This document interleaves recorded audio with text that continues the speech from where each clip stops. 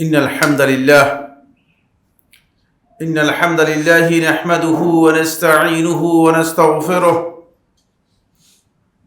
ونعوذ بالله من شرور أنفسنا ومن سيئات أعمالنا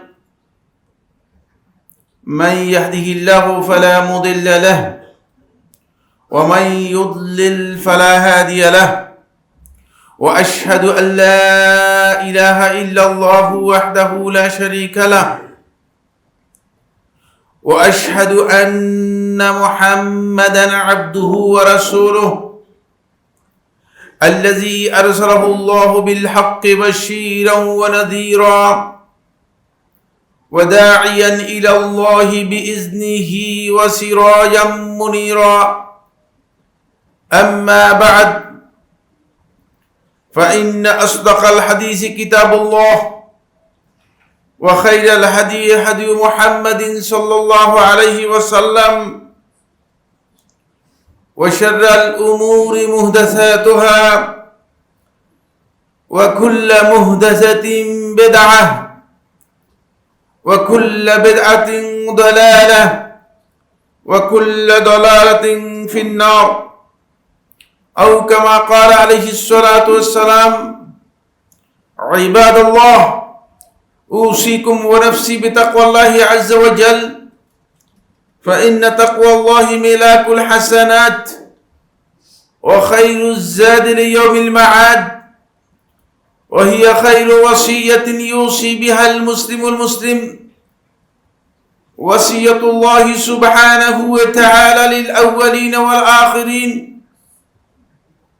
وقد قال سبحانه يا أيها الذين آمنوا اتقوا الله حق تقاته ولا تموتن إلا وأنتم مسلمون وقال عز في علا وتزودوا فإن خير الزاد التقوى واتقوني يا أولي الألباب قال الله سبحانه وتعالى في محكم التنزيل إنما المؤمنون الذين إذا ذكر الله وجلت قلوبهم وإذا تليت عليهم آياته زادتهم إيمانا وعلى ربهم يتوكلون عن أبي هريرة رضي الله تعالى عنه أنه قال رسول الله صلى الله عليه وسلم المؤمن جر كريم والفاجر خب لئيم أخرجه الإمام أبو داود في السنن بإسناد حسن وكذلك الإمام الترمذي والإمام أحمد في المسند সম্মানিত হাজিরিন মুসল্লিয়ানে কেরাম শুরুতে আমি আমাকে সহ আপনাদেরকে জীবনের প্রত্যেকটি পর্যায়ে জীবনের প্রত্যেকটি ক্ষেত্রে প্রকাশ্যে ঘরে বাইরে সকল ক্ষেত্রে আল্লাহ রাব্বুল আলামিনের তাকওয়া অবলম্বন করার উপদেশ দিচ্ছি। আল্লাহ তাআলা আমাদের সবাইকে ঘরে বাইরে প্রকাশ্যে সকল পর্যায়ে আল্লাহ রাব্বুল আলামিনের তাকওয়া অবলম্বন করার তৌফিক দান করুন। আমিন। সম্মানিত হাজিরিন, আমরা খুবই গুরুত্বপূর্ণ একটি বিষয় আজকের এই সংক্ষিপ্ত জুমার খুতবায় আপনাদের সাথে শেয়ার করার জন্য ইচ্ছা পোষণ করেছি। সেটি হচ্ছে প্রকৃত ঈমানদার বা মুমিনের পরিচায়ক কিছু আমল। আমরা সবাই নিজেদেরকে ঈমানদার মনে করি, যেহেতু আমরা ঈমান এনেছি স্বভাবতই আমরা নিজেদের পরিচয় ঈমানদারই দিব, মুমিন হিসেবে দেব। আর ঈমানের বাহ্যিক যে দিকগুলো আছে রাসূলুল্লাহ সাল্লাল্লাহু আলাইহি ওয়াসাল্লাম সহিহ বুখারী এবং মুসলিম হাদিসে জিবরিল নামে প্রসিদ্ধ একটি হাদিস, সেখানে ঈমানের পরিচয় করে দিয়েছেন এভাবে আন তুমিনা বিল্লাহি ওয়া মালাইকাতিহি ওয়া কুতুবিহি ওয়া রাসূলিহি ওয়া আন তুমিনা ওয়াল ইয়াউমিল আখির ওয়া আন তুমিনা বিল কদরি খাইরিহি ওয়া শাররিহি, যে তুমি আল্লাহর প্রতি ঈমান আনবে, তার কিতাবের প্রতি ঈমান আনবে, তার রাসূলদের প্রতি ঈমান আনবে, ফেরেশতাদের প্রতি ঈমান আনবে এবং আখিরাতের প্রতি ঈমান আনবে এবং তাকদীরের ভালো মন্দের প্রতি ঈমান আনবে। এগুলো হচ্ছে উসুলুল ঈমান। ঈমানের এই মৌলিক যে বিষয়গুলো আছে সেগুলো আপনি মুখে দাবি করতে পারবেন। যারা মুনাফিক ছিল তারাও দাবি করেছে।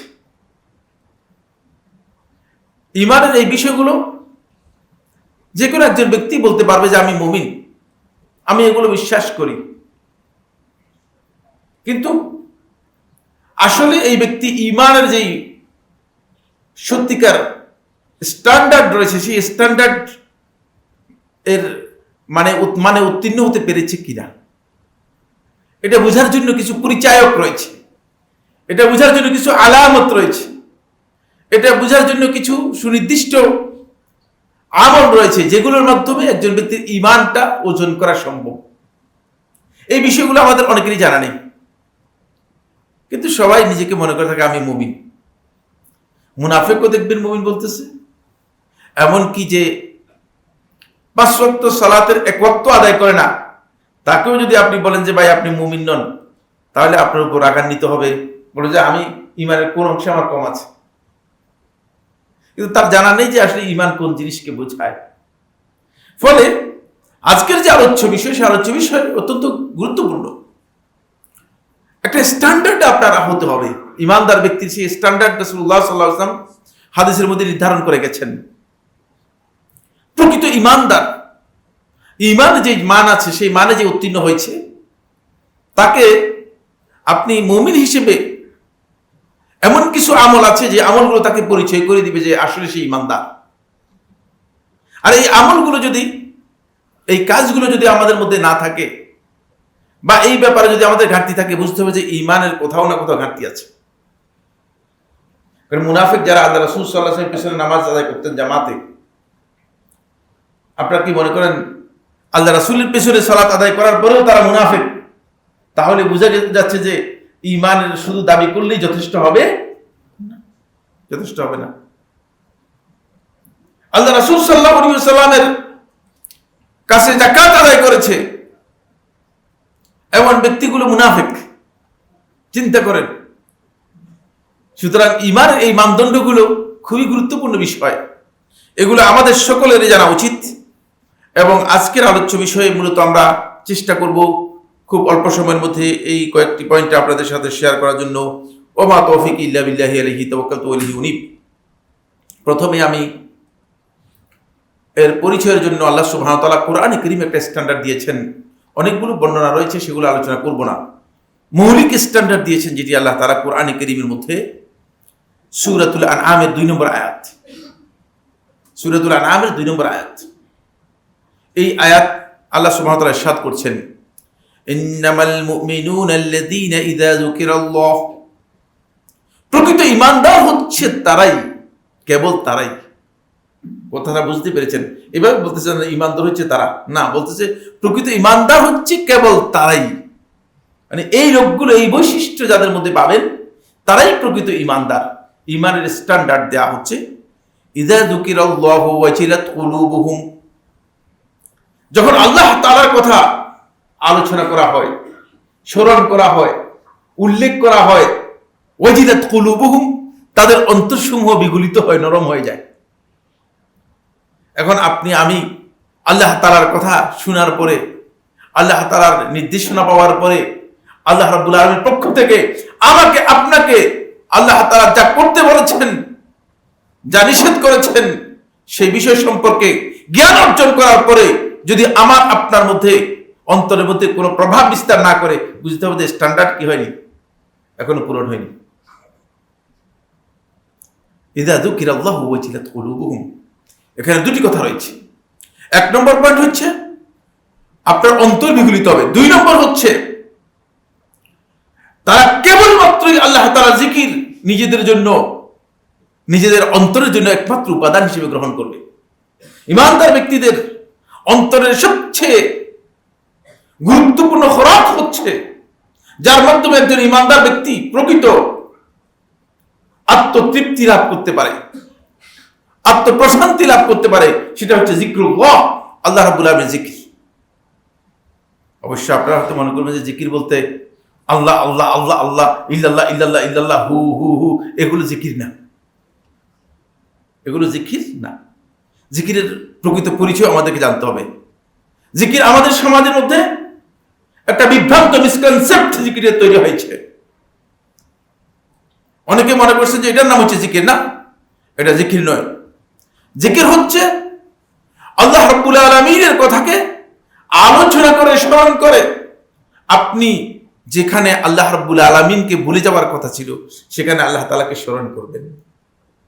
যেখানে আল্লাহ রাব্বুল আলামিনের বিধান পালন করার কথা ছিল সেখানে আল্লাহর বিধানটাকে পালন করবেন। এটা হচ্ছে জিকির, এটাকে জিকির বলা হয়। তাহলে এখন বুঝতে পেরেছেন জিকির কাকে বলা হয়। ইযা যুকিরাল্লাহু ওয়াজিলাত কুলুবুহুম, যদি আল্লাহ তাআলার কথা আলোচনা করা হয় তখন তাদের অন্তর বিগলিত হয়। আমাদের অবস্থান কি? অধিকাংশ লোকই আল্লাহ তাআলার কথায় আমাদের অন্তর বিগলিত হয় না। আমাদের অন্তর বিগলিত হয়ে থাকে শয়তানের বক্তব্য।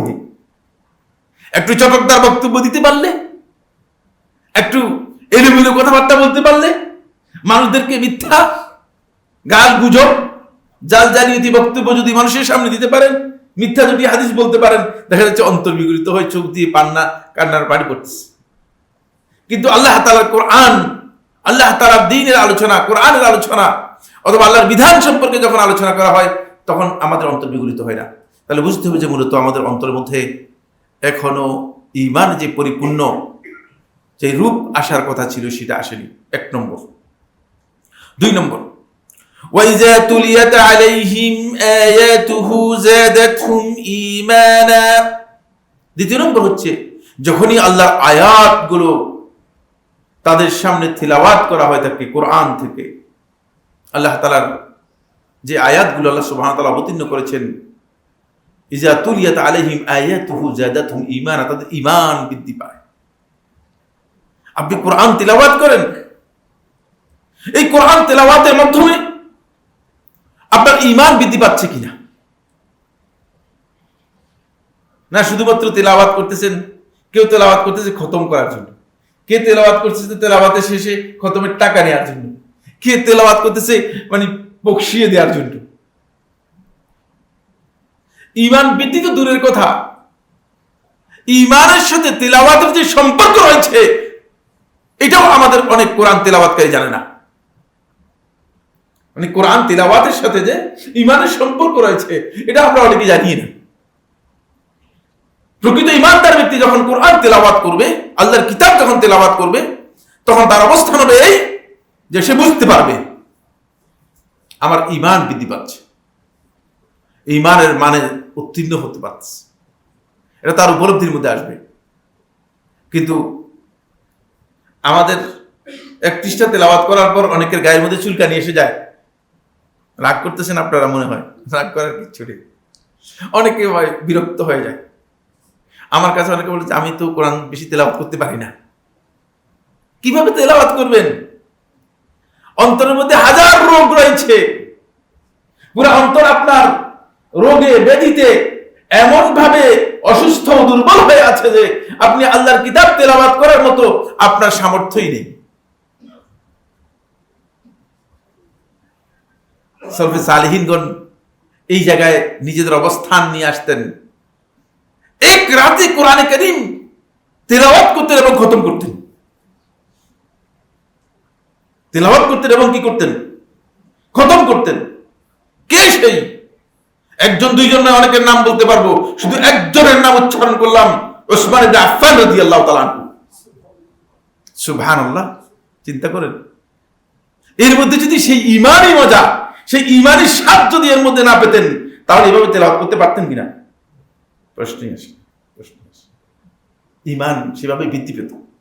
আমাদের ঈমান কোরআন তেলাওয়াতের সাথে কোনো সম্পর্ক রাখে না। আর কোরআন তিলাওয়াতই তো কালেবদ্রে, সামনে আলোচনার মধ্যে আসবে, আরো কথা আসবে। যাই হোক, মানে মাঝে মধ্যে হয়তো কোরআন তেলাওয়াত, কেউ কেউ জুমার দিন আসলে মসজিদের মধ্যে কোরআন থাকেই না। এই মসজিদে আছে তাও দেখিনি, খুব মানে মসজিদের মধ্যে কোরআনই থাকে না। মসজিদের মধ্যে থাকে আমাদের বাংলাদেশে তসবিহ থাকে, উজিফা থাকে। ইসলামটাকে নিজেদের মন মতো নিজেদের ডিজাইন মতো, নিজের ইচ্ছা মতো আমরা পরিবর্তন করে নিয়েছি। তসবি কয়েকটা থাকে, তসবি গুনতে পারবেন, বুঝলেন, গুনে গুনে 1 2 3 4 5 6 এগুলো গুনবেন। তারপরে এটাকে কি বলে, ওজিফা থাকে, কিছু কিছু জায়গায় দেখতেছি ওজিফা দিয়ে রাখছে। আবার কোন কোন জায়গায় মসজিদের মধ্যে দেখি যে ফাজাইল আমল, তারপরে নেশাব কি জানি হাবজাব বই, যেগুলো হেদায়েত প্রষ্ট বই, এগুলো দেখবেন। আল্লাহর কালাম নেই, আল্লাহ তাআলার কিতাব নেই, যেটা মানুষের জন্য একমাত্র আল্লাহর পক্ষ থেকে অবতীর্ণ কিতাব, যেটা একমাত্র সিলেবাস, একমাত্র ঈমানের সিলেবাস, একমাত্র তাকওয়ার সিলেবাস, একমাত্র হেদায়েতের সিলেবাস, একমাত্র ইহসানের সিলেবাস হচ্ছে যেটা, সেই কিতাবের খবর নেই, সেই কিতাবের কোনো খবর নেই। 3 নম্বর হচ্ছে ওয়ালা রাব্বিহিম ইয়াতাওয়াক্কালুন। 3 নম্বর হচ্ছে তারা একমাত্র কেবলমাত্র তাদের রবের উপরেই তাওয়াক্কুল করে থাকে। সব ক্ষেত্রে তাদের তাওয়াক্কুল হচ্ছে আল্লাহর উপর। যত বিপদ, যত বালা মুসিবত যাই আসুক না কেন, তাদের তাওয়াক্কুলের জায়গা একটাই, তারা ভরসা একমাত্র আল্লাহর উপর করে থাকে। আপনি যদি সত্যিকার একমাত্র আল্লাহর উপর ভরসা করতে পারেন, তখন আপনি ঈমানের প্রকৃত যে ঈমান আছে, প্রকৃত ঈমানদারের যেই কোয়ালিটি আছে, সেই কোয়ালিটি আপনি পূরণ করতে পারবেন। কিন্তু সেটা আমার পক্ষে সম্ভব নয়, আপনাদের পক্ষে সম্ভব কতটুকু হবে কঠিন। বিপদ আপদ বালা মুসিবত এসে গেলে তখন আমরা বিভিন্নভাবে ব্লেমে চলে যাই, ব্লেম গেমে চলে যাই। এই অভিযোগ, এই অভিযোগ, সেই অভিযোগ, এই অভিযোগের আর শেষ নেই, অভিযোগের আর শেষ নেই। ঈমানদার ব্যক্তি এটা করতে পারবে না। এটা আল্লাহ তাআলার উপর তাওয়াক্কুলের পরিপন্থী। আপনি যে আল্লাহর উপর যে তাওয়াক্কুল করেছেন, সেই তাওয়াক্কুলের পরিপন্থী হচ্ছে এই যে আপনি আল্লাহ সম্পর্কে কিছু ধারণা করবেন যেটা সঠিক নয়, যেটা উচিত নয়, যেটা আল্লাহ তাআলা সম্পর্কে বিরূপ ধারণা, নাউযুবিল্লাহ মিন যালিক, এগুলো কুফরি। এটা আমরা অনেকেই করে থাকি। ফলে আব্দুল্লাহ ইবনে আব্বাস রাদিয়াল্লাহু তাআলা থেকে আলী ইবনে তালহা রাহিমাহুল্লাহ তাআলা বর্ণনা করেন, তিনি বলেন, এই যে আয়াত ইন্নামাল মুমিনুনা আল্লাযীনা ইযা যুকিরাল্লাহু ওয়াজিলাত কুলুবুহুম, আব্দুল্লাহ ইবনে আব্বাস রাদিয়াল্লাহু তাআলা বলেন, এই আয়াত থেকে বোঝা যায় এই 3টি বৈশিষ্ট্যে, এই 3টি মানদণ্ডে যারা উত্তীর্ণ হতে পারবে না, তারা মুনাফিকি থেকে নিজেদেরকে রক্ষা করতে পারবে না। মুনাফিকি পরিপূর্ণ না থাকলেও কিছু কিছু মুনাফিক এদের মধ্যে থাকবে। লা ইয়াদখুলু কুলুবাহুম শাইয়ুম মিন যিকরিল্লাহি ইনদা আদাই ফারাইদিহি, ফরায়েদ ফরজগুলো আদায় করার সময় তাদের অন্তরের মধ্যে আল্লাহ রাব্বুল আলামিনের জিকির থেকে তাদের অন্তরের মধ্যে কিছু ঢুকবে না। দেখেন না, যে ব্যক্তি মসজিদের মধ্যে 1 ঘন্টা পর্যন্ত আল্লাহ আল্লাহ আল্লাহ আল্লাহ আল্লাহ ইল্লাল্লাহ ইল্লাল্লাহ করে গেল, সেই ব্যক্তি দোকানে গিয়ে যদি আল্লাহ রাব্বুল আলামিনের বিধান লঙ্ঘন করে, খাবারের মধ্যে ভেজাল দেয়, ওজনের মধ্যে কম দেয়, বিক্রি করার সময় মিথ্যা বলে, এই ব্যাপারে আল্লাহ আল্লাহ করার কোন দরকার আছে? এই ব্যক্তির চেয়ে প্রতারক আর কেউ আছে? সবচেয়ে বড় প্রতারক সে। যে ব্যক্তি মসজিদের মধ্যে সুবহানাল্লাহ, আল্লাহু আকবার, লা ইলাহা ইল্লাল্লাহ প্রথম কাতারের মধ্যে সালাত আদায় করে থাকে, অফিসে গিয়ে ঘুষ নিয়ে দুর্নীতি করে থাকে, তার চেয়ে প্রতারক মুনাফিক আর কে হতে পারে?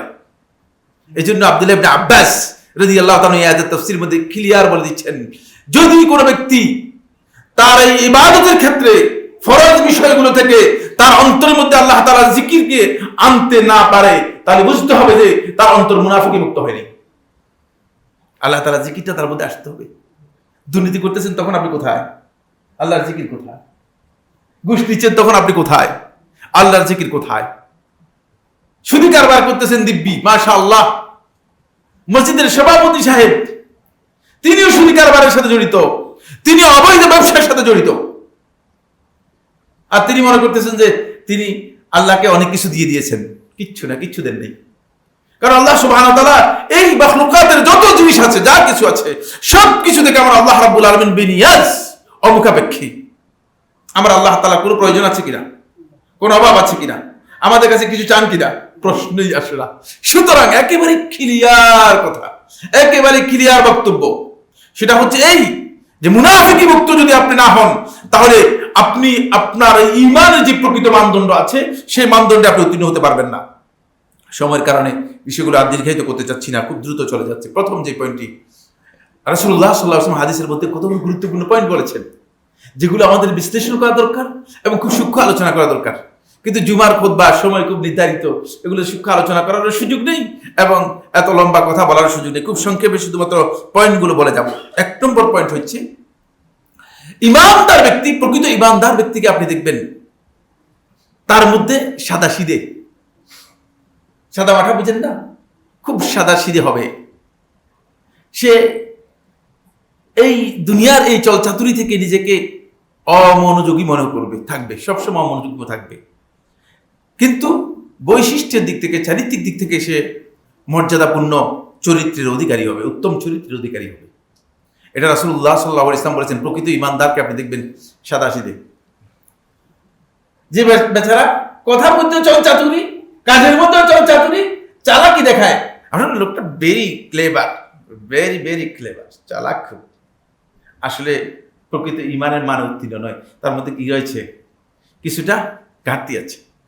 রাসূলুল্লাহ সাল্লাল্লাহু আলাইহি ওয়াসাল্লাম আবু হুরায়রা থেকে বর্ণিত হাদিসের মধ্যে বলেন, আল মুমিনু, প্রকৃত ইমানদার ব্যক্তি গিররুন, সাদাসিধে, একেবারেই মুতাখাফিল, দুনিয়ার এই চালাকি থেকে নিজেকে সম্পূর্ণ আলাদা করে রেখেছে। আপনি দেখবেন যে এত চালাকি বুঝে না, দরকার মনে করে না, বুঝতেও দরকার মনে করে না। গিররুন এমন শব্দ ব্যবহার করেছেন রাসূলুল্লাহ, গিররুন বলা হয়ে থাকে যে ব্যক্তিকে মানে একটু কৌশল করলে আপনি ধোঁকা দিতে পারবেন। অনেক সময় দেখা যায় যে 10 টাকা জিনিস আমাদের কাছে 30 টাকা বিক্রি করে ফেলতেছে। প্রকৃত ইমানদার এই পর্যায়ের, প্রকৃত ইমানদারের বৈশিষ্ট্য, এটা আমার নিজের বক্তব্য নয়, আল্লাহ রাসূল সাল্লাল্লাহু আলাইহি ওয়াসাল্লামের হাদিস। গিররুন কারীম, কিন্তু আখলাকের দিক থেকে, চরিত্রের দিক থেকে সে অত্যন্ত মর্যাদাপূর্ণ চরিত্রের অধিকারী। কথা যখন বলবেন তখন কথার মধ্যে মাধুর্য আছে, আচরণ করবেন আচরণের মধ্যে মাধুর্য আছে, সৌন্দর্য আছে, বুঝতে পারবেন যে সম্মান দিয়ে কথা বলতে পারে, সম্মানজনক আচরণ রয়েছে। এটা হচ্ছে প্রকৃত ইমানদার ব্যক্তির পরিচয়। আপনার এই আমলের মধ্যে যদি এই দুটি জিনিস থাকে, আপনি নিজের সম্মান নিতে বোঝেন, অন্যকে সম্মান দিতে পারেন, এবং আপনি নিজের হকের ব্যাপারে গাফেল না হয়ে আপনি অন্যের হকটাকে অগ্রাধিকার দেন, এবং নিজে আপনি সাদা মাঠা হন, স্বাভাবিক হন, তাহলে আপনি প্রকৃত ইমানের মানদণ্ডে উত্তীর্ণ হতে পেরেছেন। এর বিপরীতে রাসূলুল্লাহ সাল্লাল্লাহু আলাইহি ওয়াসাল্লাম বলতেছেন, ওয়াল ফাজির, আর পাপিষ্ঠ পাপাচারী অপরাধী ব্যক্তি, যে ইমানের, প্রকৃত ইমানদারের মানদণ্ডে আসতে পারে নাই। এখানে প্রকৃত ইমানদারের পরিচয় দেওয়া হচ্ছে। আল ফাজির হচ্ছে যে প্রকৃত ইমানের মানদণ্ডে আসতে পারে নাই, ইমানের সাথে কিছু খারাপ কাজ কি করেছে, যুক্ত করে দিয়েছে। আল ফাজির খাবুল লাইম, খাব হচ্ছে বেশ চালাক, আপনাকে 2-3 বার বিক্রি করে ফেলবে, ভালো লক্ষণ না, বুঝতে পেরেছেন? লক্ষণ এটা ভালো না। চলচাতুরির কাজ ইমানদার ব্যক্তির পক্ষে হয় না। প্রকৃত ইমানদার, ইমানের মানে যখন আপনি উত্তীর্ণ হবেন, তখন আপনি চলচাতুরি থেকে সরে যাবেন, দেখবেন যে এমনিতেই আপনার মধ্যে সেটি থাকবে না। খাবুন, এরপরে লাইম, এবং সেই ব্যক্তি লাইম হচ্ছে খুবই নিন্দিত, তার সাথে আচরণ করলে আপনি দেখবেন যে সে অসম্মান করে, অসম্মানজনক আচরণ তার মধ্যে পাবেন, সম্মানজনক আচরণ তার মধ্যে পাবেন না। এই প্রকৃত ইমানের মানে উত্তীর্ণ হতে পারে নাই, এই প্রকৃত ইমানের যে মান রয়েছে সে মানে উত্তীর্ণ হতে পারে নাই। এবার আমরা নিজেদেরকে নিজেরাই হিসাব করি, আমার প্রয়োজন নেই, আপনারাই হিসাব করেন। আসলে প্রকৃত ইমানের যে স্ট্যান্ডার্ড, প্রথম স্ট্যান্ডার্ডটা, এটা কতটুকু আমরা নিজেদের জন্য কার্যকরী করতে পেরেছি, আমরা কি সেই মানে উত্তীর্ণ হতে পেরেছি কিনা। যদি সেই মানে আমরা উত্তীর্ণ হতে না পারি, তাহলে বুঝতে হবে যে আমরা এখনো প্রকৃত ইমানের পরিচয়ক, যার মাধ্যমে আমরা নিজের পরিচয় লাভ করতে পারি, সেই ইমানের মানে উত্তীর্ণ হতে পারিনি। 2 নম্বর যে পয়েন্টটি আলোচনা করব সেটি হচ্ছে, বন্ধুগণ, ইমানদার ব্যক্তি খুব ছোট আমল, আগের আমলটাও খুবই ছোট, এটি নীতি নৈতিকতা এবং আখলাকের সাথে জড়িত। আখলাককে ডেভেলপ করতে হবে, মানুষের প্রতি আপনার সুধারণা বৃদ্ধি করতে হবে, এবং খেয়াল রাখতে হবে যে আপনি কাউকে প্রতারিত করছেন কিনা, এটা আপনার জন্য কোনোভাবেই বৈধ নয়। দুই নম্বর হচ্ছে যেটা, সেটা হলো আল মুহাফাজাতু আলাল উযু। ইমানদার ব্যক্তির, প্রকৃত ইমানদার ব্যক্তি সব সময়, এটা ইমানের পরিচয়, সে নিয়মিত উযুর উপর থাকবে। সুবহানাল্লাহ, খুব গুরুত্বপূর্ণ বিষয়। দেখছেন রাসূলুল্লাহ সাল্লাল্লাহু আলাইহি ওয়াসাল্লাম ইমানদারের পরিচয় করে দিচ্ছেন এটি। উযুর সাথে ইমানের সম্পর্ক দেখছেন আছে কি নেই? আছে। উযুর সাথে ইমানের সম্পর্ক রয়েছে। রাসূলুল্লাহ সাল্লাল্লাহু আলাইহি ওয়াসাল্লাম ইরশাদ করেন, আন সাওবান মাওলা রাসূলিল্লাহ সাল্লাল্লাহু আলাইহি ওয়াসাল্লাম, সাওবান রাদিয়াল্লাহু তাআলা আনহু, আল্লাহ রাসূল সাল্লাল্লাহু আলাইহি ওয়াসাল্লামের আজাদকৃত গোলাম, তিনি বর্ণনা করেন রাসূলুল্লাহ সাল্লাল্লাহু আলাইহি ওয়াসাল্লাম ইরশাদ করেছেন, ইস্তাকিমু, তোমরা সঠিক সরল রাস্তার উপর একবারে সহজ সরল ভাবে চলো, সোজা রাস্তায় চলো, অবিচল থাকো, ঈমান এবং আমলের উপর তোমরা অবিচল থাকো। ওয়ালান তুহসু, কিন্তু সেটা কোনোদিন তোমাদের জন্য সম্ভব হবে না, চেষ্টা করে যাও। রাসূলুল্লাহ সাল্লাল্লাহু আলাইহি ওয়াসাল্লাম ইস্তিকামতে যখন নির্দেশ দিয়েছেন, তখন রাসূলুল্লাহ সাল্লাল্লাহু আলাইহি ওয়াসাল্লাম জানেন যে উম্মতকে আমি যে বলেছি সব ব্যাপারে তোমরা একেবারে সোজা সরল সঠিক রাস্তার উপর অবিচল থাকবে, এটা সহজ ব্যাপার নয়। এটা কি নয়? সহজ ব্যাপার নয়। এই জন্য বলতে বলেন তুহসু, এটা তোমাদের সময় সম্ভব হবে না, একেবারে সব সময় পারবা, এটা কঠিন হয়ে যাবে। সুতরাং এটা তোমাদের হয়তো এই কাজটা করা সহজ হবে না, কিন্তু তোমরা চেষ্টা করে যাও। আপনি হয়তো আপনার কথা মুখটাকে ঠিক করতে পারছেন, কিন্তু চোখটা ঠিক করতে পারেন না। আরেকজনে চোখটাকে ঠিক করতে পারছে, কানটাকে ঠিক করতে পারে নাই। আরেকজনে কান এবং চোখকে ঠিক করতে পারছে, কি মুখকে ঠিক করতে পারে নাই। আরেকজন মোটামুটি বাহ্যিক যেগুলো আছে এগুলোকে ঠিক করতে পারছে, কিন্তু মনোজগৎকে ঠিক করতে পারে নাই। কঠিন ব্যাপার, সহজ নয়। এটা সহজ নয় যে একেবারে ইস্তিকামত, একেবারেই সহজ সরল রাস্তার উপর সঠিক পথের উপর অবিচল থাকা, এই কাজটি সহজ নয়।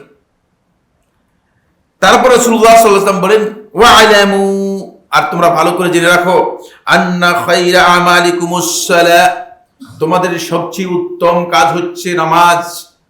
সালাত হচ্ছে তোমাদের সবচেয়ে উত্তম কাজ, সবচেয়ে শ্রেষ্ঠ কাজ হচ্ছে তোমাদের সালাত। কারণ সালাতের মাধ্যমে তোমাদের ঈমানের প্রথম যে খুঁটি রয়েছে সেটা কি হচ্ছে? শক্তিশালী হচ্ছে, সেটা তৈরি হচ্ছে। সুতরাং সালাতকে কোনোভাবেই বাদ দেওয়া যাবে না, সালাতকে কোনোভাবে বাদ দেওয়া যাবে না। কিন্তু আমাদের মধ্যে তো অনেক ভাই আমরা আছি, আমরা অনেকেই সালাত আদায় করে থাকি শুধুমাত্র জুমার দিনের মুসল্লি না। এই মসজিদের মধ্যে মুসল্লি সংখ্যা, আমি একদিন আসরের সময় এসেছি, 4-5 জন 6 জন দেখেছি। তো এই এলাকাকে শুধু 6 জনই মুসল্লি না, আরো আছে। বুঝা যাচ্ছে যে মুসল্লি এগুলো জুমার মুসল্লি। জুমার মুসল্লি দিয়ে হবে না, মুসল্লি হতে হবে, সালাত ঠিক করতে হবে। সালাত যদি ঠিক না করেন তাহলে আপনি ইস্তিকামতের যে পথ, সেই পথের উপর আপনি ঠিক থাকতে পারবেন না। এরপর রাসূলুল্লাহ সাল্লাল্লাহু আলাইহি ওয়াসাল্লাম বলতেছেন, ওয়ালা ইউহাফিজু আলাল উযু ইল্লা মুমিন, কেবলমাত্র প্রকৃত ঈমানদার ব্যক্তি নিয়মিত উযুর উপর থাকতে পারে, নিয়মিত উযুর উপর থাকতে পারে। হাদিসটি ইবনে মাজাহ তার সুনানের মধ্যে বর্ণনা করেছেন, 226 নম্বর হাদিস। নাসরুদ্দিন আলবানী রাহিমাহুল্লাহ তাআলা হাদিসটিকে সহিহ বলেছেন। এখান থেকে বোঝা যায় হাদিসের অনেক লম্বা বিষয় রয়েছে, আজকের আলোচনার মধ্যে সময়ের কারণে আমরা বলতে পারবো না। সেটা হলো এই যে ঈমানদার ব্যক্তিগণ নিয়মিত উযুর উপর থাকবেন, এটা প্রকৃত ঈমানদারদের পরিচয়। অনেকে ভাই আমাদেরকে জিজ্ঞেস করে যে কোরআন তেলাওয়াতের জন্য উযু করতে হবে কিনা। আরে বাবা, মাসালা জিজ্ঞেস করতেছেন কিসের? আর এখানে আল্লাহ রাসূল সাল্লাল্লাহু আলাইহি ওয়াসাল্লাম বলতেছেন কি, দেখেন তো কত বড় জাহিল যে আমরা কোরআন তেলাওয়াত করবো, আদৌ উযু করবো কিনা। কিন্তু আল্লাহ নবী সাল্লাল্লাহু আলাইহি ওয়াসাল্লাম বলতেছেন যে ঈমানদার ব্যক্তি কেবল উযুর সম্পর্ক রয়েছে ঈমানের সাথে, ঠিক না? যদি ঈমানের সাথে সম্পর্ক না থাকতো, আল্লাহ রাসূল সাল্লাল্লাহু আলাইহি ওয়াসাল্লাম ঈমানের পরিচয়, প্রকৃত ঈমানদারের পরিচয় রাসূলুল্লাহ সাল্লাল্লাহু আলাইহি ওয়াসাল্লাম উযুর মাধ্যমে দিতেন না। এই বিষয়ে হাফেজ ইরাকি রাহমাতুল্লাহ আলাইহি বলেন, ফিহি ইস্তিহবাব দাওয়ামিত তাহারা, এই হাদিস থেকে স্পষ্ট বোঝা যায় যে নিয়মিত পবিত্র অবস্থায় থাকা এটি মুস্তাহাব ঈমানদার ব্যক্তিদের জন্য। ওয়া আন্নাহু ইস্তাহাবুল উযু ক্বাবলা হাদাস আকবাল হাদাস, যখনই কোনো কারণে উযু নষ্ট হয়ে যাবে তখন মুস্তাহাব হচ্ছে সাথে সাথে উযু করে নেওয়া।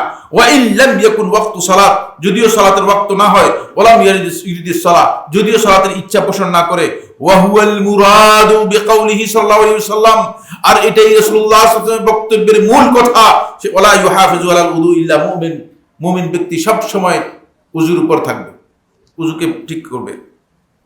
আসুন 3 নম্বর পয়েন্ট হচ্ছে ঈমানদার ব্যক্তি পরিস্থিতি যেমনই হোক না কেন, সংকট বিপদ বালা মুসিবত যেই ধরনের হোক না কেন, ঈমানদার ব্যক্তি কোন অবস্থাতেই তার পরিবর্তন দেখবেন না, পরিবর্তন দেখবেন না, তার মধ্যে আপনি ভিন্নতা দেখবেন না, তার অবস্থা একই ধরনের দেখবেন। রাসূলুল্লাহ সাল্লাল্লাহু আলাইহি ওয়াসাল্লাম সুহাইব ইবনে সিনান রুমি রাদিয়াল্লাহু তাআলা বর্ণিত হাদিসের মধ্যে ইরশাদ করেন, তিনি বলেন, আজিবতু লি আমরিল মুমিন, মুমিন ব্যক্তির বিষয়ে আমি অত্যন্ত আশ্চর্য বোধ করছি।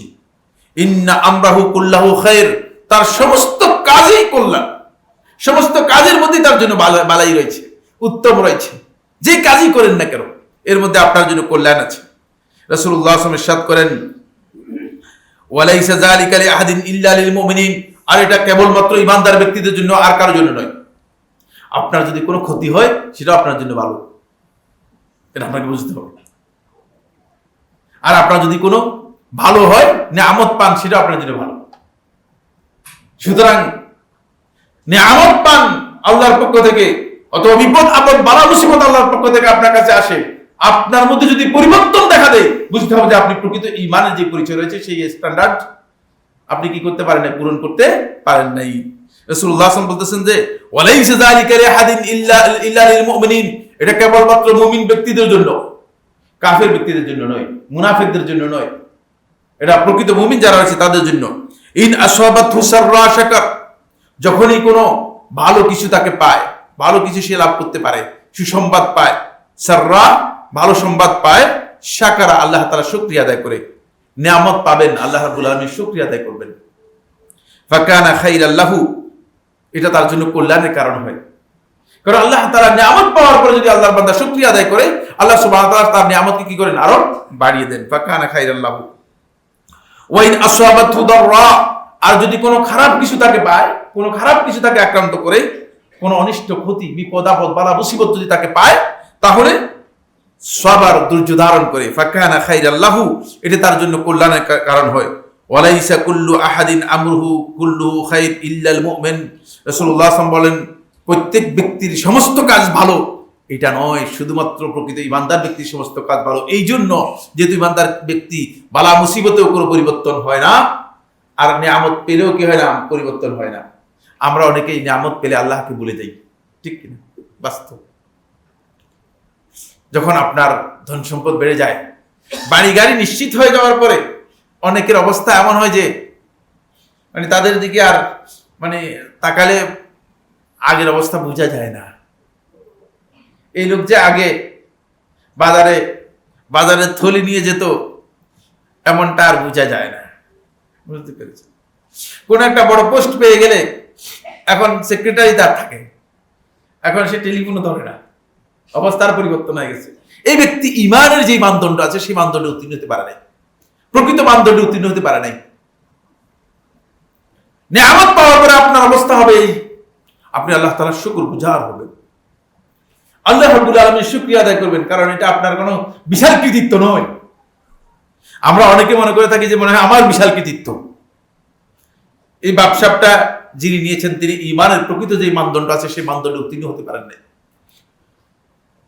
বালা মুসিবত বিপদ আপদ যখন আপনার আমার আসবে, আসতেই পারে, জীবন এটা বিপদ আপদের জীবন, এখানে আপনাকে পরীক্ষা করাই হবে। কাউকে পরীক্ষা ছাড়া আল্লাহ সুবহানাহু ওয়া তাআলা কাউকে ছাড়বেন না। এই অবস্থায় আপনি আপনার মধ্যে যদি কোনো পরিবর্তন দেখেন, দেখা গেল যে তখন আপনার অবস্থা এমন যে আপনি, কেউ আছে সালাদ ছেড়ে দিচ্ছে, কেউ আছে ভাই আমি এখন আমার অবস্থা খারাপ, আর অনেকেই তো আছে এমন যে আল্লাহ তাআলা আমি 5 ওয়াক্ত সালাত জামাতে গিয়ে মসজিদে আদায় করতাম, আমার উপর বুঝি এই মুসিবতটা দিল। নাউযুবিল্লাহি মিন যালিক, ভয়ঙ্কর অপরাধী। ইমানের মানদণ্ড থেকে এমন নিচে নেমে গিয়েছে যে ইমান যায় হয়ে গিয়েছে। ইমান কি হয়ে যাচ্ছে? ভেঙে যাচ্ছে, এই অবস্থায় চলে গিয়েছে। খেয়াল রাখতে হবে, পরিবর্তন অবশ্যই আপনার মধ্যে এই বিষয়টি আসতে হবে। এই হাদিসটি ইমাম আহমদুল্লাহ হাম্বল রহমতুল্লাহ মুসনাদের মধ্যে বর্ণনা করেছেন, 23,930 নম্বর হাদিস। এবং এই হাদিস থেকে বোঝা যায় ইমানদার ব্যক্তি ভালো মন্দ দুইটাই ইমানদার ব্যক্তির কাছে গ্রহণযোগ্য হবে, সন্তুষ্ট চিত্তে মেনে নিবে। আপনার অস্থির হওয়ার কারণ হতে পারে না, প্রকৃত ইমানদার ব্যক্তি অস্থির হবে না। এরপরে যে পয়েন্টটি সেটা হলো, ইমানদার ব্যক্তি আমার বন্ধুগণ তার প্রকৃত মান ইমানের রক্ষা করার জন্য সেই নিয়মিত কোরআন তিলাওয়াত করবে, কোরআনের সাথে সম্পৃক্ত থাকবে। আমরা অনেকেই আছি কোরআনের সাথে আমাদের সম্পর্ক একেবারেই নাই বললেই চলে। হয়তো রমাদান মাস আসলে কিছু সংখ্যক ভাই দেখা যায় তারা কোরআন তিলাওয়াত করছেন, আর রমাদান চলে যাওয়ার পরে আর কোরআনের কোনো খবর নেই। কোরআন তিলাওয়াতকে নিয়মিত একটা আপনার নিয়মিত দায়িত্ব, নিয়মিত কাজ হিসেবে আপনার কাজের কর্মসূচির মধ্যে রাখতে হবে, নিয়মিত কাজের লিস্টের মধ্যে রাখতে হবে। কোরআন তিলাওয়াত ইমানদার ব্যক্তির, প্রকৃত ইমানদার ব্যক্তির বাদ করতে পারবে না, কারণ আল্লাহর কালামের সাথে তার প্রকৃত কি রয়েছে, প্রকৃত সম্পর্ক রয়েছে। এটা হচ্ছে তার ঈমানের রূহ, এটা হচ্ছে প্রকৃত রূহ। আল্লাহ তাআলা কোরআনের মধ্যে এটাকে রূহ বলেছেন, এটা হচ্ছে ঈমানের প্রকৃত রূহ। সুতরাং ঈমানের এই প্রকৃত রূহ যদি কোনো ব্যক্তি অর্জন করতে না পারে, সেটা যদি তার সাথে সম্পর্ক না থাকে, আস্তে আস্তে ঈমান কি হয়ে যাবে? ঈমান আস্তে আস্তে কমে যাবে, ঈমান আস্তে আস্তে কমে যাবে। রাসূলুল্লাহ সাল্লাল্লাহু আলাইহি ওয়াসাল্লাম এখানে একটা হাদিস বলেছেন, আবু মুসা আশআরী রাদিয়াল্লাহু আনহু হাদিস, সহিহ বুখারীর মধ্যে এসেছে 5020 নম্বর হাদিস, সহিহ বুখারী হাদিস নম্বর 5020। রাসূলুল্লাহ সাল্লাল্লাহু আলাইহি ওয়াসাল্লাম ইরশাদ করেন, মাসালুল মুমিন আল্লাযী ইয়াকরাউল কুরআন, ওই মুমিন ব্যক্তির উদাহরণ হচ্ছে যে কোরআন তেলাওয়াত করে, মাসালুল উতরুজ্জা, কমলা লেবুর মতো, রিহুহা তাইয়্যিব, এর সুঘ্রাণ হচ্ছে খুবই ভালো, উত্তম। কমলার কাশ দিয়ে যান মুখের মধ্যে দেন, কেমন কমলার মধ্যে একটা সুঘ্রাণ আছে। রিহুহা তাইয়্যিব ওয়া তা'মুহা তাইয়্যিব, স্বাদটাও খুব ভালো। ইমানদার ব্যক্তির ঈমান এমন একটি বিষয় যে সে ঈমানের স্বাদ মানুষ বুঝতে পারবে, ঈমানের সুঘ্রাণ মানুষ বুঝতে পারবে, সেটা বুঝবে কোরআনের মাধ্যমে, কোরআন তিলাওয়াতের মাধ্যমে। এই জন্য কোরআনটা আপনার মধ্যে থাকতে হবে। যদি কোরআনটা আপনার মধ্যে না থাকে, তাহলে আপনি ঈমানের প্রকৃত যে মানদণ্ড রয়েছে সেই মানদণ্ডে আপনি উত্তীর্ণ হতে পারবেন না। এখানে অনেকগুলো কথা রয়েছে, কিন্তু সময়ের কারণে আমরা সেদিকে যাচ্ছি না। আরো কতগুলো কথা আছে যেগুলো আমাদেরকে জানতেই হবে। ফলে কোরআন তিলাওয়াত এটা এত গুরুত্বপূর্ণ বিষয় যে রাসূলুল্লাহ সাল্লাল্লাহু আলাইহি ওয়াসাল্লামের একটা হাদিস, এই হাদিসটা আনাস ইবনে মালিক থেকে, কানজুল উম্মালের মধ্যে 2318 নম্বর হাদিস। মুত্তাকি সিন্দি রাহিমাহুল্লাহ তাআলা কানজুল উম্মালের মধ্যে বর্ণনা করেছেন, বাকি হাদিসের মারফু সনদ সহিহ নয়। আনাস ইবনে মালিক রাদিয়াল্লাহু আনহু ইমাম কুরতুবী রাহমাতুল্লাহ আলাইহি তার তাফসীরের মধ্যে বর্ণনা করেছেন, কেউ কেউ এটাকে মাওকুফ হিসেবে সহিহ বলেছেন। রাসূলুল্লাহ সাল্লাল্লাহু আলাইহি ওয়াসাল্লাম ইরশাদ করেন, মান ক্বারাআল কুরআনা আও জামাআল কুরআন, যে ব্যক্তি কোরআন শিক্ষা গ্রহণ করলো অথবা কোরআন তিলাওয়াত করলো, মাত্তাআহুল্লাহু বিআকলিহি হাত্তা ইয়ামুত, আল্লাহ রাব্বুল আলামিন তার যে আকল রয়েছে এই আকলটা তাকে এমন ভাবে সক্রিয় করে দিবেন, এমন ভাবে অ্যাক্টিভ করে দিবেন যে হাত্তা ইয়ামুতা, মৃত্যু পর্যন্ত সে তার আকল দিয়ে কাজ করতে পারবে। এত বেশি মজবুত হয়ে যাবে, ব্রেনটা বুঝলেন শার্প হয়ে যায়। অনেক আছে কোরআন তেলাওয়াত করেন, বুঝেন না কোরআন হচ্ছে অনেক পাওয়ার, বুঝতে পেরেছেন? কোরআন দুটি জিনিসকে ঠেকাই দিই। এক নম্বর হচ্ছে মানুষের অসুস্থতাকে ঠেকাই দিবে, দুই নম্বর হচ্ছে আপনার আকলকে দুর্বল করবে না, আপনার মেধা এবং স্মৃতিকে কোরআন নিয়ন্ত্রণ করবে একেবারে মৃত্যু পর্যন্ত। কোরআন একটু পাওয়ারফুল একটি বিষয়। এই জন্য ইমানদার ব্যক্তি কোরআন তিলাওয়াতের সাথে যখন সম্পৃক্ত থাকবে, তার এই পাওয়ারটুকু, তার ইমানের এই পাওয়ারটুকু বৃদ্ধি পেতে থাকবে। সুতরাং আমরা অনেকেই দেখা যাচ্ছে যে কোরআন তেলাওয়াতের ব্যাপারে আমাদের খুবই ঘাটতি রয়েছে। বন্ধুগণ, বসে বসে আবল তাবল কথা বলতে ভালো লাগে, অপ্রয়োজনীয় গাল গল্প করতে ভালো লাগে, ওয়াজ মাহফিল করতে ভালো লাগে, কিন্তু কোরআন তেলাওয়াত করার জন্য ওই ওয়াজ মাহফিলের লোকদেরকে বসিয়ে দেন, কোরআন শরীফ বন্টন করে দিয়ে বলেন যে আধা ঘন্টা আপনারা বসে কোরআন তেলাওয়াত করেন, আজকে মাহফিল বাদ, তাহলে দেখবেন যে একজনও নেই। কারণ ইমানের মানদণ্ডে আসলে প্রকৃত ইমানের যে মানদণ্ড আছে সেই মানদণ্ডে আসলে আমরা সেই জায়গায় উত্তীর্ণ হতে পারি না। 5 নম্বর পয়েন্ট সেটা হলো এই, প্রকৃত ইমানদার ব্যক্তি কোনোভাবেই তার মুসলিম ভাই এর বেচা কেনার উপর সে বেচা কেনা শুরু করবে না, অথবা তার মুসলিম ভাই যদি বিয়ের জন্য প্রস্তাব দেয় এর উপর প্রস্তাব দেবে না। এটা প্রকৃত ইমানদার ব্যক্তির বৈশিষ্ট্য, এটা আলোচনা করব না। এরপরের পয়েন্ট যেটি সেটা হলো এই, প্রকৃত ইমানদার ব্যক্তি সে সব সময় সতর্ক হবে এবং বুদ্ধিমত্তার সাথে কাজ করবে, সতর্কতা তার মধ্যে থাকবে। কাজের মধ্যে সতর্কতা না থাকা, একদল আমাদের মধ্যে আছে একদল মানুষ, আমরা আল্লাহওয়ালা। আল্লাহওয়ালা মানে কি, হিসাবও নাই, কাজেরও কোনো সাইজ নাই, শৃঙ্খলাও নাই, নিয়মও নাই, টাইম টেবিলও নাই, তারপরে কোনো কিছুই নেই। এটা ইমানদার ব্যক্তির কাজ নয়। ইমানদার ব্যক্তির প্রত্যেকটি কাজের মধ্যে তার সতর্কতা থাকবে।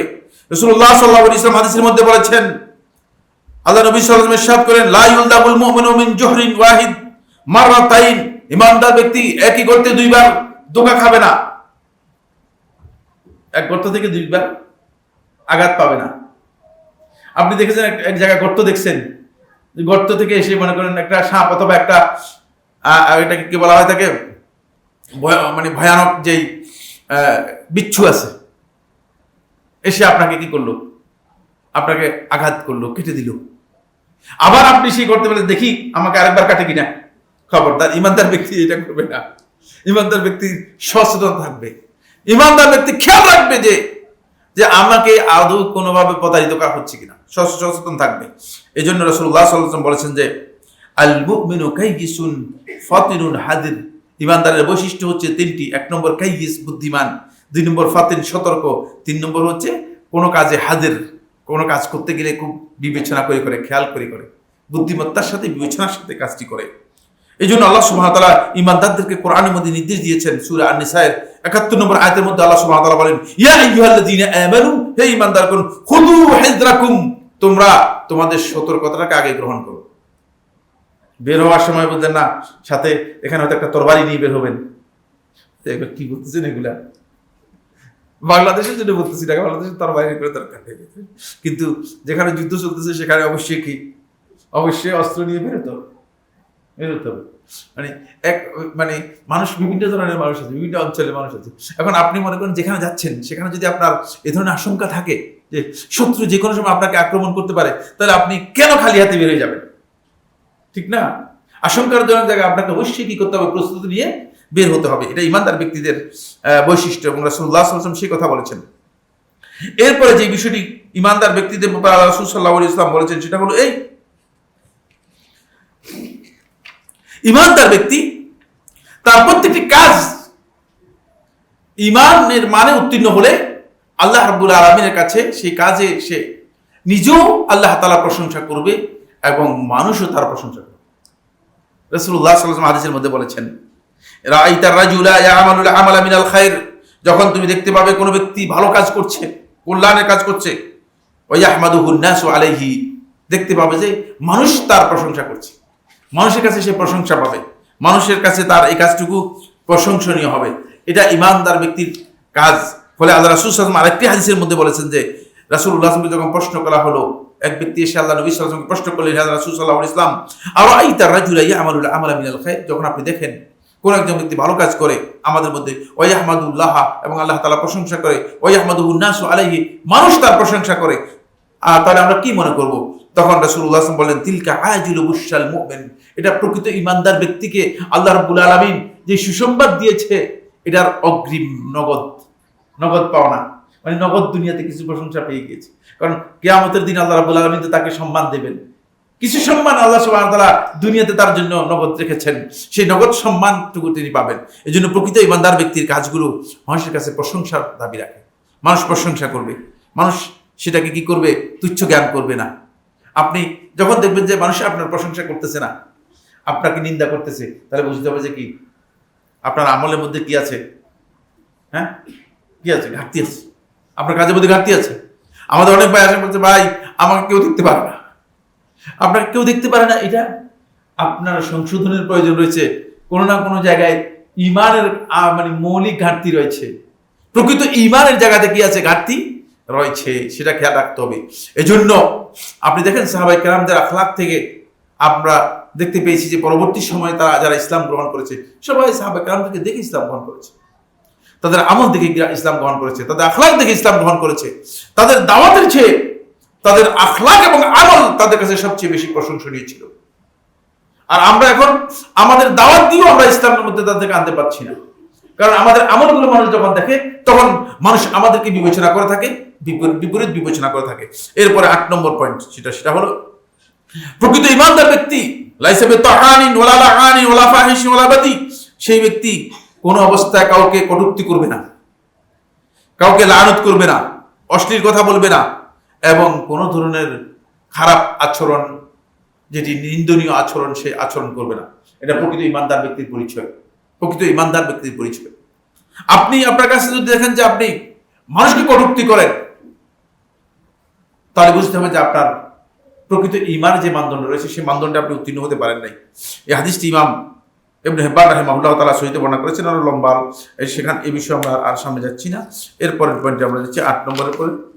9 নম্বর যে পয়েন্টটি, সেটা হলো প্রকৃত ইমানদার ব্যক্তির ইমানের বৈশিষ্ট্য হচ্ছে এই, রাসূলুল্লাহ সাল্লাল্লাহু আলাইহি ওয়াসাল্লাম হাদিসের মধ্যে বলেন, যখন কোনো ভালো কাজ সে করবে, সেই ভালো কাজ তাকে অন্তরের মধ্যে একটি আনন্দ দেবে।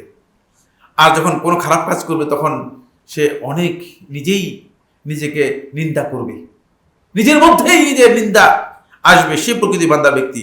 রাসূলুল্লাহ সাল্লাল্লাহু আলাইহি ওয়াসাল্লাম ইরশাদ করেন, ওমর খাত্তাব রাদিয়াল্লাহু আনহু হাদিস, উসিকুম বিআসহাবি, আমি তোমাদেরকে ওসিয়ত করছি আমার সাহাবায়ে কেরামদের ব্যাপারে, তাদের ব্যাপারে তোমরা সতর্কতা অবলম্বন করবে, তাদের সাথে খারাপ আচরণ করবে না, কটূক্তি করবে না, তাদেরকে গালিগালাজ করবে না।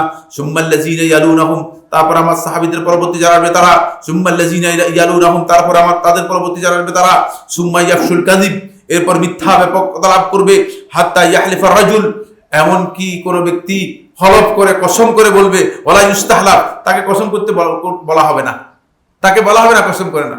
এখন তো বেশিরভাগ লোকে বলে আল্লাহর কসম করে বলছি। থামেন মিয়া, থামেন মিয়া, আল্লাহর কসম সব জায়গায় লাগাবেন না, যেখানে দরকার সেখানে। কসম তাকিদের জন্য হয় তাকে, তবে এরকম নয়, এটা জানতে হবে। অনেকে মানে বেচা কেনার জন্য পর্যন্ত কসম বলে, আল্লাহর কসম করে বলছি ভাই আমার কোনো লাভ নাই, তো আপনি এখানে বসছেন কেন বিক্রি করতে? আপনাকে বলছে কি বিক্রি করার জন্য? এই ধরনের হাত্তা ইয়াহলিফার রাজুল ওয়া লা ইউস্তাহলাফ, মানুষ খলফ করবে, কসম করবে, তাকে খলফ করতে বলা হবে না। ওয়ায়াশহাদু শাহিদ, সাক্ষী দেবে, ওয়া লা ইউস্তাশহাদ, সাক্ষীর জন্য তাকে বলা হবে না, এসে নিজের পক্ষ থেকে সাক্ষী দিবে, এগুলো বলা হবে না। আলা লা ইয়াখলাওয়ান্না রাজুলু বিমরাআতিন, জেনে রাখো তোমাদের মধ্যে কোনো পুরুষ যেন কোনো নারীর সাথে একান্তে অভিসারে না যায়, ইল্লা কানা সালাসাহুমা শাইতানু আলাইকুম আশ-শাইতান, যদি এই ধরনের হয় তাহলে তৃতীয় ব্যক্তি শয়তান সেখানে এসে যাবে। ঘরের মধ্যে একজন পুরুষ একজন যুবতী নারী একা থাকতে পারবে না, ইসলামের বিধানের পরিপন্থী। তারপর আলাইকুমিল জামাআ, তোমরা জামায়াতের সাথে, মুসলিমদের সামগ্রিক যে জামাত আছে সেই জামাতের সাথে থাকবে। ওয়া ইয়াকুমুল ফুরকা, তোমরা বিচ্ছিন্নতা থেকে, ফিরকাবন্দি থেকে, বিচ্ছিন্নতা থেকে নিজেদেরকে দূরে রাখবে। ফাইনা শাইতানা মাআল ওয়াহিদ, কারণ শয়তান একজনের সাথে থাকে।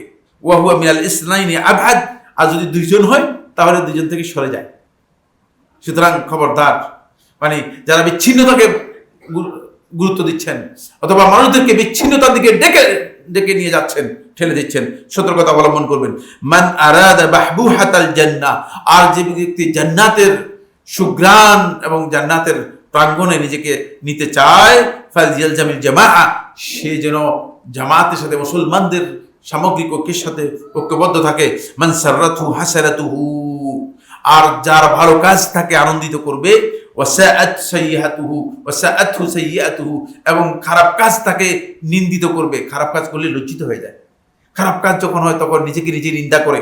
তাহলে ফাযালিকাল মুমিন, এই হচ্ছে প্রকৃত ইমানদার ব্যক্তি, এই হচ্ছে প্রকৃত ইমানদার ব্যক্তি। হাদিসটি ইমাম তিরমিজি রাহমাতুল্লাহ সহিহে বর্ণনা করেছেন, 2165 নম্বর হাদিস এখান থেকে বোঝা যায় ইমানদার ব্যক্তি যখন ভালো কাজ করবে তখন তার মধ্যে আনন্দ আসবে, তার অন্তর একটা আনন্দ বোধ করবে। আর যখনই কোনো খারাপ কাজ ইমানদার ব্যক্তির পক্ষ থেকে হয়ে যাবে তখন তার অন্তরের মধ্যে একটা কি তৈরি হবে, নিন্দা তৈরি হবে, নিজের প্রতি একটা হায় আমি এই কাজটি করলাম, একটা অনুশোচনা, একটা অনুতাপ নিজের মধ্যে সেটা কাজ করবে। এরপরে গুরুত্বপূর্ণ পয়েন্ট 10 নম্বর আলোচনা করে শেষ করে দিব, সেটা হচ্ছে ইমানদার ব্যক্তি সব সময় তার আশেপাশে যারা আছে, তার প্রতিবেশী যারা আছে তাদের প্রতি সদ্ব্যবহার করবে। রাসূলুল্লাহ সাল্লাল্লাহু আলাইহি ওয়াসাল্লাম একটি লম্বা হাদিসের মধ্যে বলেছেন, রাসূলুল্লাহ সাল্লাল্লাহু আলাইহি ওয়াসাল্লাম ওয়াহসিন ইলা জারিক, তুমি তোমার প্রতিবেশীর সাথে সদ্ব্যবহার করো, ভালো আচরণ করো। তাকুন মুমিনান, তাহলে তুমি প্রকৃত ঈমানদার হতে পারবে। প্রকৃত ঈমানের মানে যদি উত্তীর্ণ হতে হয় তাহলে তুমি অবশ্যই তোমার প্রতিবেশীর সাথে ভালো ব্যবহার করবে। আপনার প্রতিবেশী আপনি চিনেনই না, ভালো ব্যবহার করবেন বলতে। আমরা আমাদের অবস্থা এমন যে শহরের জীবনে এমন যে মানে যেই বিল্ডিং এর মধ্যে আপনি থাকেন আশেপাশে কারা থাকে আপনি নিজে জানেনই না, ভালো ব্যবহার তো দূরের কথা। প্রতিবেশীর সাথে আপনার সম্পর্ক থাকতে হবে, প্রতিবেশীর হক আপনাকে আদায় করতে হবে এবং প্রতিবেশীর প্রতি আপনি সদ্ব্যবহার করবেন, ভালো আচরণ করবেন। আল্লাহ রাসূল সাল্লাল্লাহু আলাইহি ওয়াসাল্লাম এটাকে ঈমানের পরিচায়ক হিসেবে রাসূলুল্লাহ সাল্লাল্লাহু আলাইহি ওয়াসাল্লাম হাদিসের মধ্যে উল্লেখ করেছেন, আকুলু কওলি হাযা লি ওয়া লাকুম ফাস্তাগফিরুল্লাহ লি ওয়া লাকুম ফাস্তাগফিরুহু ইন্নাহু হুয়াল গফুরুর রহিম। আলহামদুলিল্লাহ, আলহামদুলিল্লাহ আলা ইহসানিহি والشكر له على توفيقه وامتنانه واشهد ان لا اله الا الله وحده لا شريك له تعظيما لشانه واشهد ان محمدا عبد الله ورسوله الداعي الى رضوانه وعلى اله واصحابه واخوانه عباد الله رحمكم الله ان الله امركم بامر كريم الا وهو الصلاه والسلام على نبيه الكريم فقال في محكم التنزيل ان الله وملائكته يصلون على النبي يا ايها الذين امنوا صلوا عليه وسلموا تسليما اللهم صل على محمد وعلى ال محمد كما صليت على ابراهيم وعلى ال ابراهيم في العالمين انك حميد مجيد وبارك اللهم على محمد وعلى ال محمد كما باركت على ابراهيم وعلى ال ابراهيم في العالمين انك حميد مجيد وارض اللهم عن الخلفاء الراشدين الائمه المهديين ابي بكر وعمر وعثمان وعلي وعن سائر اصحاب محمد صلى الله عليه وسلم اجمعين اللهم اعز الاسلام والمسلمين اللهم اعز الاسلام والمسلمين اللهم انصر عبادك الموحدين في كل مكان রব্বুল আলামিন মেহেরবানি করে আপনি আমরা যারা এখানে উপস্থিত হয়েছে আমাদের সবাইকে ক্ষমা করে দিন, আমাদের সবার উপর আপনার পক্ষ থেকে রহমত নাযিল করুন রব্বুল আলামিন। আমাদের মধ্যে যারা অসুস্থ আছে তাদেরকে সুস্থ করে দিন, যারা বিপদগ্রস্ত ঋণগ্রস্ত আছে তাদের বিপদ ঋণ দূর করে দিন রব্বুল আলামিন। রব্বুল আলামিন যারা আমাদের মধ্য থেকে এখানকার মুসল্লি মারা গিয়েছে তাদের কবরে আপনি রহমত নাযিল করুন রব্বুল আলামিন, তাদেরকে রব্বুল আলামিন মেহেরবানি করে ক্ষমা করে দিয়ে জান্নাত দান করুন রব্বুল আলামিন। রব্বুল আলামিন মুসলিম উম্মাহ একটা কঠিন সময় অতিক্রম করছে, এই উম্মার এই দুর্দিনে কঠিন সময় রব্বুল আলামিন আজকে ফিলিস্তিনি মুসলিমদেরকে এমন ভাবে হত্যা করা হচ্ছে, এমন নির্মম ভাবে হত্যা করা হচ্ছে যে হত্যার ইতিহাস পৃথিবীর ইতিহাসকে কলঙ্কিত করে দিয়েছে। রব্বুল আলামিন আপনার পক্ষ থেকে তাদের উপর রহমত নাযিল করুন, আপনার পক্ষ থেকে তাদেরকে সাহায্য করুন রব্বুল আলামিন। আপনার পক্ষ থেকে এমন একদল বাহিনী তাদের উপর নাযিল করুন যে বাহিনী আপনি আর কখনো নাযিল করেননি, তাদেরকে দিয়ে আপনি ইসলামের দুশ্মন, মুসলমানদের দুশ্মন, ফিলিস্তিনের মুসলমানদের দুশ্মন দখলদার বাহিনীকে ধ্বংস করে দিন রব্বুল আলামিন। রব্বুল আলামিন তাদের উপর আপনার এমন আযাব নাযিল করুন যে আযাব আপনি আর কোনোদিন এই পৃথিবীতে নাযিল করেন নাই, সেই আযাব দিয়ে তাদেরকে ধ্বংস করে দিন রব্বুল আলামিন। আল্লাহুম্মা আতি নুফুসিনা তাকওয়াহা ওয়া যাক্কিহা আনতা খায়রু মান যাক্কাহা আনতা ওয়ালিয়্যুহা মাওলাহা রব্বানা আতিনা ফিদ দুনিয়া হাসানা ওয়া ফিল আখিরাতি হাসানা ওয়া কিনা আযাবান নার وصلى اللهم على محمد وعلى آله وأصحابه وبارك وسلم